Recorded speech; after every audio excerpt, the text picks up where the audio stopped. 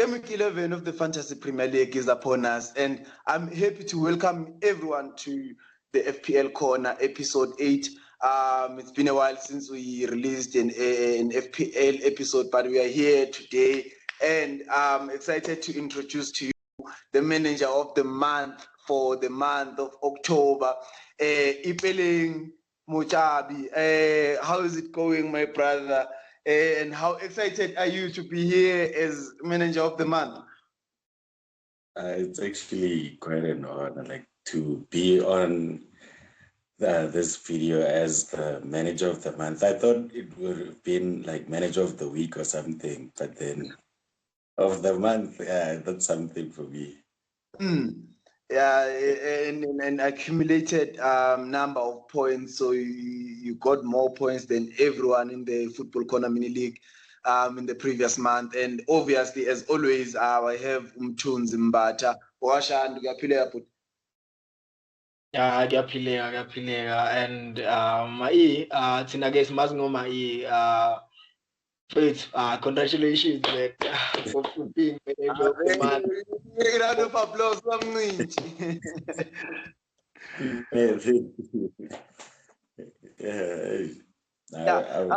So we will get started maybe on your month, just to kind of know what changed maybe in your strategy, because looking at your previous 2 months, it wasn't going so well. I believe you did use your wild card in one of the game weeks. I'm not sure, but what was the strategy that put you up there and ended up maybe giving you the manager of the month position? I was actually not. I was actually unfamiliar with like the bonus cards and whatever, like the triple captains and all of those. So the previous months, I hadn't actually selected a captain that I knew that was gonna provide more points for me. It just automatically did that for me. So I lost a lot of points. I think I could have accumulated way more than I actually did. So I made a few changes, gave key players the captains, and I'm Ben, vice captain, and all that. And the structure of the team was just attack based, so it was just a good thing for the past month. Definitely, and the results did show, because you managed to be manager of the month, even though this week wasn't good for all of us, but in your team, I'm sure you did well, because you climbed up again from the bottom positions. You are now number 11 in the league, and you are climbing up. There's still 28 more game weeks to go for the 1,000 rands. I'm sure that will push you. And actually, this week you played your triple captain on Mohamed Salah. Are you happy about that? I just feel like I could have gotten more from Salah, but his performance was just a bit offish. Like, I think he could have gotten like at least 2 goals or a hat trick for me. Yeah, but that's and now in this panel that we have today, I'm the only one who hasn't used their triple captain, because now Mthunzi used your triple captain in game week 9. And how did that one go? Yeah, man. Yeah.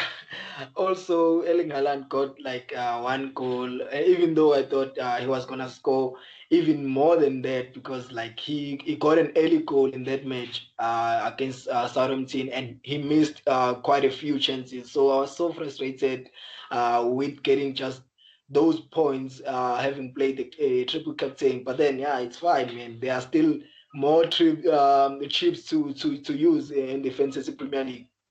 And speaking about more chips, for you, Mthunzi, chips haven't been something that has been working in the previous years. How are you planning on using them actually this year? I want to know from you, more especially since Uma is here with us and he's a bit unfamiliar. Mhlambe uzomsiza and put him up ukuthi how to use chips carefully because he's yakhalela mfana. No, for me, I've used obviously my triple captain, but then I was planning to use my wild card after the international break, the last international break, November international break. But then I was like, no, man, I can actually use it now. So I have activated my triple my wild card actually for this game week. My plan is to have proper players for the December period, because we obviously know that in December there are a lot of games. Most teams have actually good looking fixtures, so I'm planning on active. I have activated my wildcard for that period, the December period, and then we will see in January whether we play another wild card early on in the second half of the season, or we wait for that chip that we don't know that it is about, So I'm planning on using the wild card now, and then I'll be left with the free hits, bench boost, and that chip that we're obviously waiting for. And I want to go to you, Mai, because I was looking for the manager of the week to see who is the manager of the week, who that we are that we are going to congratulate this week, only to find out that it's you. So another round of applause to you for being manager of the week in the Football Corner Mini League. So it's just milestones only for you. In this in the let's just say in the previous 5 weeks of fantasy, and it's great to see, man. It's great to see that the competition is growing, because there at top I think they are dropping a bit, Ukanyisani and Undobego, so they will need competition. We are coming. Mtunzi is staying at number 4, his usual position. In every mini league I've been with Mtunzi in number 4. He never changes the position. He's the Arsenal of Fantasy Premier League. But before we lose track of what we're trying to do, I want us to go actually to your plan now, Mai, going forward, because obviously you still are in a bad position in the table. You would want to come up with these manager of the week game weeks, where you accumulate a right number of points that is going to propel you to be in contention for that 1,000 rand prize money at the end of the season. What is the plan going forward? What is your strategy? And maybe obviously you won't reveal all your strategy, but just where are your thoughts going into Game Week 11, and maybe even in other game weeks after that? Firstly, like, I just felt like I should have added more like Nottingham players, because Nottingham is doing something no one expected. The attack, the defense is just solid. The midfield is also something else. So I think adding a few players from there was gonna also contribute regarding the fact that like they are the underdogs in most games. So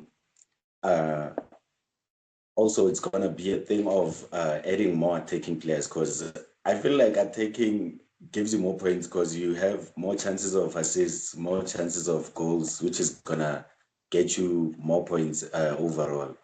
So yeah, for me it's just adding more players that are gonna give me more goal contributions. And if you can name maybe 2 of those players, or few of them, which players are under your radar in the moment? My initial one was gonna be adding Luis Diaz to the equation, but it was for the previous game week. So I was just unfortunate that I couldn't actually add him to my team, my squad. But then, based on the previous game that they played last night, you can see that he's picking up form. What a hat trick for Liverpool! So for me, it's just uh, looking at different competitions and instilling them in the Premier League. And then the other one is just adding. I don't know, man. There's a lot of good players now, but there's the Wolves attack is just the one I'm looking at the most, because I even made a change and added Cunha to my squad, which also came out to be a good transfer, because it actually accumulated a lot of points for me. So yeah, yeah, I think I'll just swap one of the front three of the Wolves attack. Yeah, and we've been having like very bad fantasy weeks, but hey, you've thrived in those moments. As we can see that you've been accumulating a large number of points in those previous weeks. It's been very difficult for me. I've been struggling because of I don't want to chop and change my team a lot. I know what I need, but it's just a matter of working with what I have currently, and try and push for. I was pushing for the international break so that I will have 4 free transfers, and then when I have those 4 free transfers, I can go. I did mention in the last video, the one that I made, that just included everything that I need. Cole Palmer in my team. I need him bad, but I have to skip this weekend since they are playing Arsenal. Yes, Arsenal are not as strong defensively as they were last season, but still, it's still an Arsenal side that doesn't concede a lot of chances. So it's going to be very difficult for Cole Palmer to influence the match. We did see him against Manchester United. He does get even against Liverpool as well. It's very difficult for him to influence big games currently. But obviously, he's still a growing player, and we will see more of him. But currently, it would be a risk for me to. Yeah, I'm here, man. I wanted to know from you because obviously, like I just said, on my side, it's been a very difficult past couple of weeks, and you did mention that you wildcarded. If maybe you can elaborate more on that situation, on what was the reason for you wildcarding, and what was the big change that you wanted to make in your team that you felt was dragging you back with the ongoing trend, obviously, of less points per game week that we've been experiencing in the previous 3-4 game weeks. Yeah, man. I have wildcarded going to this game week, obviously, and once you hit that wildcard chip, my E, you cannot change it. Well, once you confirm, it's chai. So yeah, I have used it. I have used it mainly because I wanted to get Cole Palmer.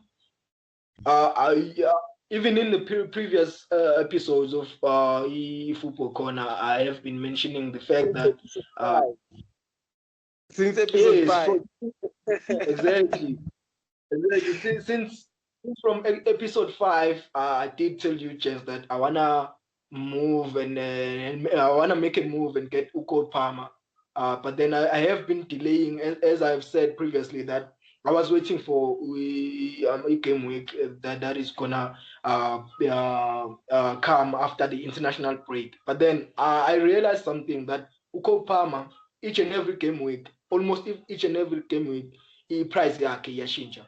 So by the time I will want to actually go for him after the international break, maybe he will be maybe like 11.2 million already, because he's already on 11 million.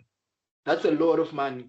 So I wanted to get him just now and get like those budgets sorted out before I can do anything with my team. And also, I wanted to fit in Uko Palmer and Mbuemo in the very same team, actually. Okay. Yeah. That's my thought process. I think I wanna even throw it even higher because I wanna fit in Cole Palmer, Mbuemo, Bukayo Saka, and obviously those three are very expensive midfielders. But I think if I can get rid of Haaland, I can add another premium midfielder because Tottenham do have quite a couple of good fixtures, and I do believe if I can add in one between Madison and Heung-min Son. So I do believe though one of those players can return for me, but it's something that's still on my head. Like I said, I want to get to 4 transfers, then I can see how I maneuver my team and try and bring in all those premium assets in my team. And hopefully by removing Erling Haaland, I can bring in Mohamed Salah because there is a good list of forward players that can do better than Erling Haaland currently. Because it doesn't help us when he's just bringing one goal. One goal for a forward is like what can I compare it with? It's like a defender getting a clean sheet and a yellow card if you get one goal from a forward. So it doesn't make sense. So we need forwards that are going to bring in at least 2 goals. Like Chris Wood, I've been crying for Chris Wood and his value keeps on rising and I'm not getting him. But he's one of those players, like you mentioned with Cole Palmer. When I checked, he's one of the most transferred in the previous game week. Double checking that in this game week, yes, even in this game week as well, he's the most transferred in player with 320,843 managers transferring Chris Wood in, and it's only Wednesday. People are still going to transfer in. We can count the number and make it 844 at the end, because I think I am going to transfer him in if I change my mind when I'm looking at my team. So it's those situations as well as there are the likes of Solanke and Isak is back again. So when you remove Erling Haaland, it gives you a little bit more room to maneuver, and the form of Mohamed Salah is something else. And the midfielder with just 1 goal and 3 full bonus points, that's 10 points, which is something you'll never see from a striker. So that's my thought process right now. Just overload my midfield with premium midfielders, and then see where it takes me. And then, yeah, I think that's the plan going forward on my side as well. Going into game week 11, I want us to look at the essential players. The most, the players that everyone must have, the must-have players. And I think there's a player that we haven't been mentioning. And I want to know from you, Mai Uti, who are your 3 most important players that everyone should have going into game week 11? Coming to my essential players, Salah is always number 1 for me. Actually, that's the player I was saying that we've been ignoring a lot here on Football Corner, because when we were mentioning essential players, we don't usually mention Mohamed Salah, but I'm looking at his returns in the past couple of weeks, and it's just on a top level, close to the Cole Palmer. So it's great. You can continue. Salah has always been consistent, so I'm expecting more this upcoming game week. And then the next player that I also have in my squad already is Cole Palmer for me. I don't think he's made his impact. It's just been a bit inconsistent these past few weeks. But then when he actually gets a good game, he performs for me. He's gonna get you all those points, even without the captain or vice captain armband. It's just when he performs, he's gonna get you a lot of points. And then another player I have in my squad is Isak for me. I just feel like Isak has been going through like some minor injuries and whatever, but then now that he's come back and he's obtaining his form again, he's always gonna perform. He's a man of miracles for me. He just finds a way to get the job done, and as an attacker to also get goals. He averages like 2 goals when he's in form. So for me, I just know that yeah, those three are definitely gonna bring out a master performance, regardless of the fixtures that are upcoming. I like that you said regardless of the fixtures that are upcoming, because I wanted to go there actually and kind of pick your brain there on the Cole Palmer situation, and also the Isak situation, where Newcastle United is playing Nottingham Forest, who are on splendid form at home, and they are going to play at the City Ground, and you know how very difficult it is to visit that ground, as well as Chelsea. Okay, I wanted to know on the Chelsea situation if whether you were looking at at Chelsea being the home team in that regard, obviously bringing in Cole Palmer to the squad. I just like Cole Palmer's composure on the ball. He just knows how to find space and also passes. So I feel like he's gonna get more time on the ball since it's a crucial game and he's a midfielder. It's gonna be a midfield battle this upcoming game week. So I just feel like when he gets more time on the ball, he gets more chances to do something productive for me. So yeah, it's always a thing of just looking at the difficulty of the game, because the more difficult the game, yeah, the lesser the points if the team actually loses. But then if they actually prevail, it's gonna give you a inflated amount of points, especially because he's my vice captain currently. I might change it, but then I just believe in the ability that he has, because yeah, he's done wild things in previous games. It's just that like he couldn't actually contribute to the goals. Yeah, I am in agreement there. He did play very well. It's just that he hasn't been contributing on the goals, especially in those big matches, which is my concern. But they are playing at Stamford Bridge, which is different from their last big six fixtures that they had with Liverpool at Anfield and Manchester United at Old Trafford. So it's again worth noting that his points return at home are better than his points return away. So it would be smart to have a vote for Cole Palmer that they will he will provide a few attacking returns there at Stamford Bridge. Tunzi, I want to come to you. Are you with us? Yes. Yeah. Yeah, so I want to know from you that obviously Mai told us his essential players and why he thinks they will be essential going into Game Week 11. I want to know from you, Uguti, what are your thoughts on his essential players, and what are your three essential players in the coming Game Week? No, they were fine.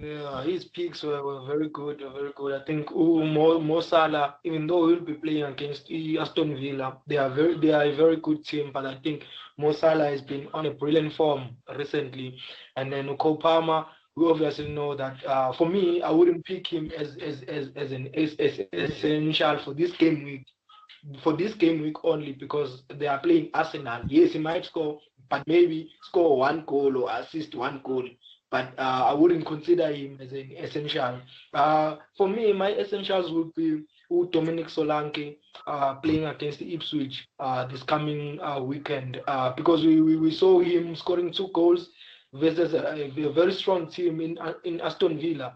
So that will tell you that obviously his confidence is high and he will perform in the next game week, playing against a very lower side in Ipswich. My second pick would be Matthias Cunha. I think they are playing a Southampton side, and they will be, I think, at home. The Southampton defensive corner is very shaky. They do try and build from the back, but then it's not working out. And I do believe that with them playing like that, they do consider a lot of chances. So I think Matthias Cunha will be another essential for this game week. And then my third pick would be Brian Mbeumo. Even though that game will be more balanced, Brian Mbeumo believe that having him playing at home, I think he will deliver. Definitely, I was looking at that one, Gakulu, the one that Mbeumo is playing at home. It's going to be easy, or not easy, but it's going to provide a lot more when he's at home. That's what we've seen from him as well. I think it's a trick people can look into. Have more players that are playing home fixtures in your squad. Obviously, the likes of Mohamed Salah. With them it's different because they score at home in a way. But the other players, I think the Cole Palmers, Mbeumo. I won't count Bukayo Saka because it's been consistent home and away. But there are a range of players like Isak as well. Isak, his form at home is incredible. I think it's 17 goals in 15 games. So it's a very good form to look into with Alexander Isak. But I want us to move over now. Obviously, with Essentials, it's players that everyone has in their squad. Like you were mentioning, Mohamed Salah, his ownership is like 40% in fantasy players. You mentioned Cole Palmer, 20-something percent. A lot of fantasy managers owning him. You mentioned Mbeumo. Mbeumo is also a player that has a lot of ownership.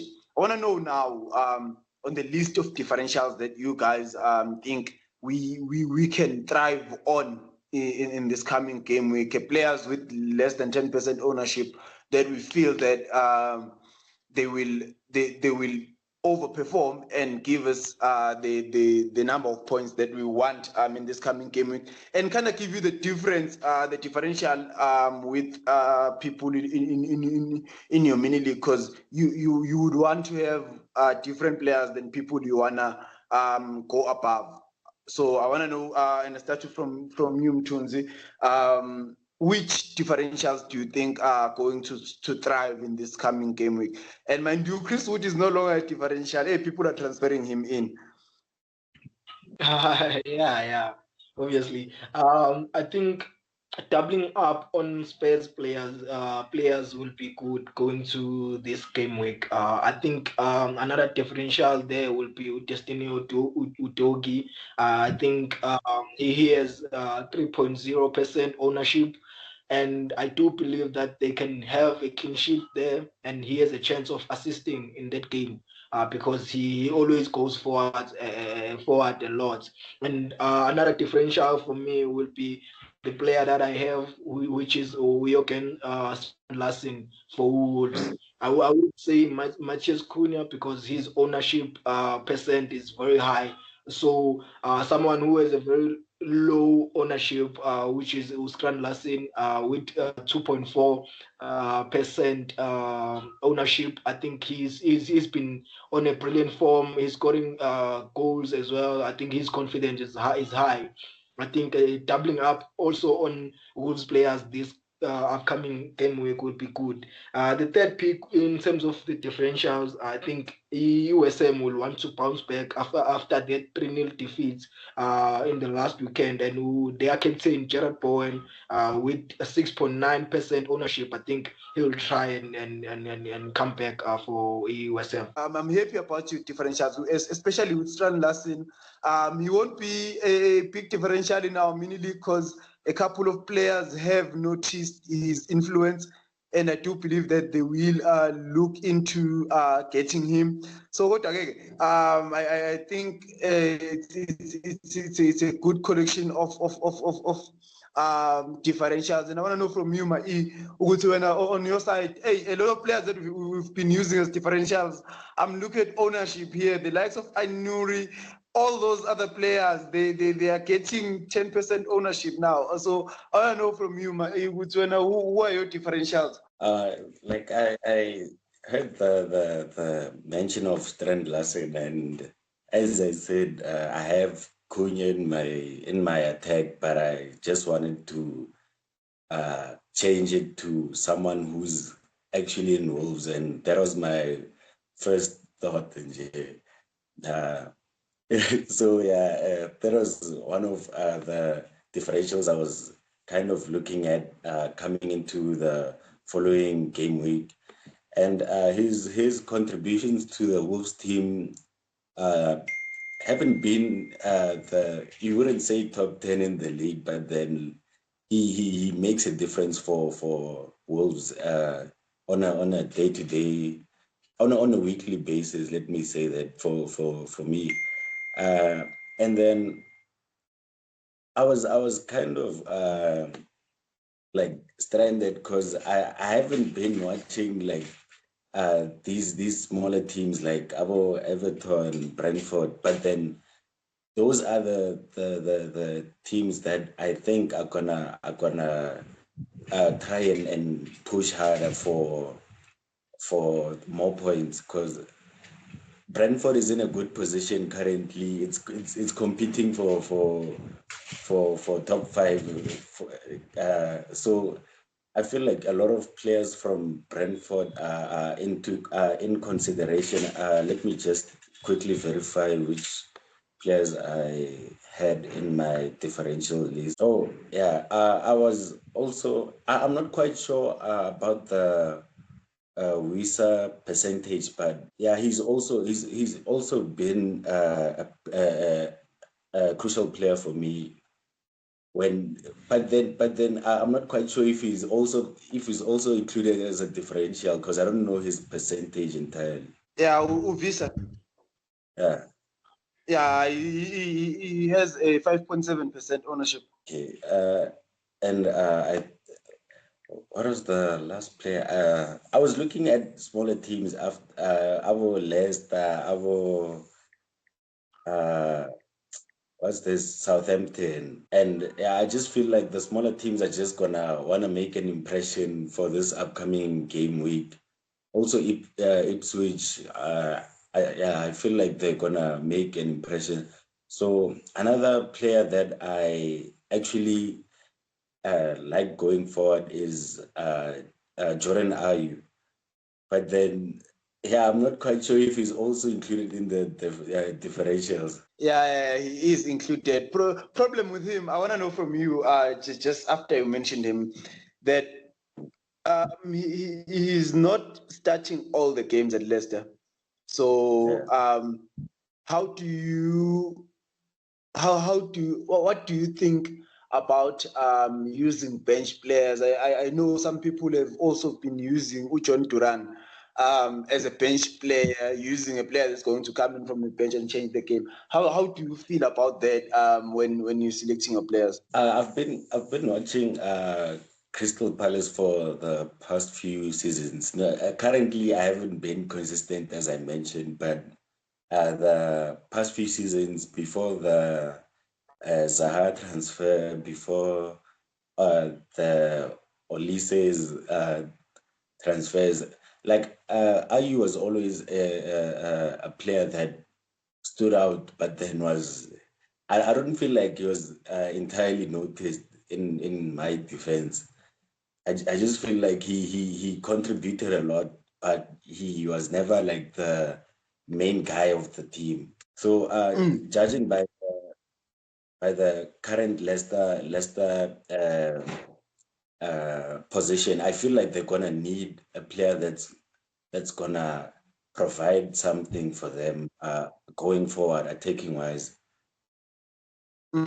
I get you completely. And for me, I think you notice that I haven't been participating when mentioning players. Obviously, I do believe Vuguzi, there is no need for me to continue telling you my differentials or my essentials if you did mention the players that I was going to mention. So I want us to talk about a player that no one from your side picked up, Bruno Fernandes, with 7.6% ownership, playing against Leicester at home, with how they played against under Urut van Nistelrooy, the amount of goals they've been playing, I think he's also a player that we should look into, as well as Marcus Rashford. I think those two players are players that we can look into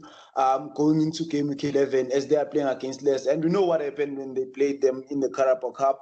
They beat them 5-2. So I think it is going to go around those ranks. We can, even if maybe you don't have a keeper that you can trust, you can go for Onana as well. So I think I wanted just to mention Manchester United assets on how much potential to contribute they have going into game week 11. And after our differentials, obviously, the big topic of the weekend is who do you captain?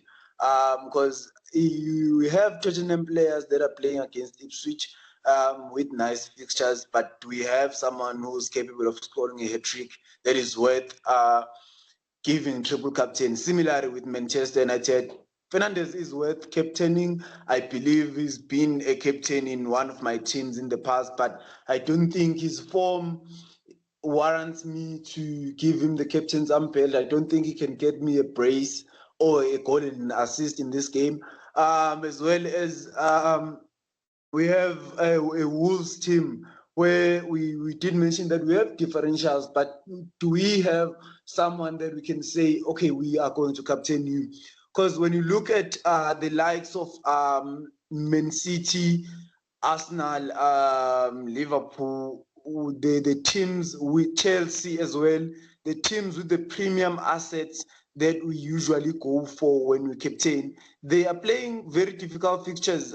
Man City away at Brighton, it's not an easy fixture where we can say it's an easy Haaland captain. Similarly with Liverpool and Aston Villa. Manchester United, okay, yeah, they are playing Leicester. I didn't mention Bruno Fernandes. And then we have Newcastle, they're playing Nottingham Forest. You can't trust Isak to score more than one goal against Forest. We have Tottenham. Like I said, we don't have someone that we can trust. Maybe Solanke, we can give him that benefit of the doubt, but I don't believe there is more that we can do there. And then there is a Chelsea side that is playing Arsenal. We can't really risk it with Cole Palmer. And Arsenal as well, we can't risk it with Bukayo Saka and all those premium assets that they have in their midfield, with also their captain Martin Odegaard coming back. He's been at full training. He traveled with the squad to Milan to play Inter Milan in the Champions League. So things are looking very well for Arsenal, but it's not something that you can just take and say, Odegaard is back, because you don't know if he's back to his best. And they're playing Chelsea at Stamford Bridge, so it's not an easy call out that you can say that, okay, here's a team that is playing an easy fixture, and we know this player is the one that we can captain. So I want to know from you, starting with you, Mai, three captain picks. Three captain picks. This is a tricky one because of the games are more equal for this upcoming game week. But then I actually picked Salah for the upcoming game because I just know he Salah is Salah, but then Aston Villa is just like is on another level when it comes to its own defensive structure and all of that. So I just feel like it's gonna require a lot of effort from the Liverpool attack, but then they create a lot of chances that always end up being 2 goal contributions like in a game. So I haven't seen Liverpool has barely scored less than 2 goals. It's always been 2 or going up for this current season. So I just feel like it's always been two or more, except for that one game week where I had them on an over 1.5 on my betting app, and they didn't. So don't talk to me about that. But I'm talking, yeah, it's true. I think it's only been that Nottingham Forest game that they lost where they failed to score more than 2 or more goals. yeah, so they've just been consistent in creating chances and actually converting the chances. And then my second pick, that one is a bit of a tricky one because I have 2 Tottenham players in my squad, which is Madison and Kulusevski. But then I'm not quite sure if they're gonna deliver or are they gonna be are they gonna just have a average performance for this upcoming game week? But I would place my bets on Kulusevski because Tottenham, like just the Tottenham squad playing against Ipswich is a benefit on its own, but I'm not quite sure who I can place as my vice captain because you'll never know where the magic is gonna come from. So yeah. Yeah, and then Tunzi, and on your side, who are your captain picks? You can't say Haaland. You can't tell me Haaland. Haaland is not going to score. All right. My captain picks will be Haaland.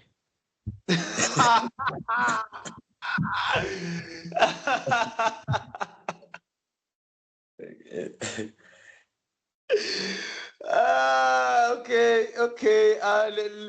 Let us let him continue. He's cooking something. Oh yeah, man. I'm obviously joking, gents. I think the 3 captain picks will be Dominic Solanke versus Ipswich. The second one will be Alexander Isak on a good form since his return from injury, playing against Nottingham Forest. Even though Nottingham Forest are a very good side and they are playing away, but I can bet on him to actually score 1 or 2 goals because he is that good. And when they do create chances for him, he can convert them. And then my third pick would be Brian Mbuemo versus Bournemouth. Very interesting picks, very good ones as well. Like I said, my pick this game week is actually Bruno Fernandes. I do believe that it's kind of a long shot, but I do believe that he will provide. And yeah, on my side, I think I'm picking one from either one of you. It's Mo Salah from Umai and Brian Mbuemo from Mtunzi. So it's that. And actually that's it for our show today. I can't believe we've actually finished, but yeah, that's it for our show today. Thank you very much, Mai, and congratulations again for being manager of the month for October and for the first week of November, being manager of the week. So it's everything is going well for you. Hopefully we'll have you again here after this month as our manager of the month again. But with that said, thank you very much for being with us, man. Mtunzi, as always, Baba. Siyabonga sonibona kwelandelayo. Thank you.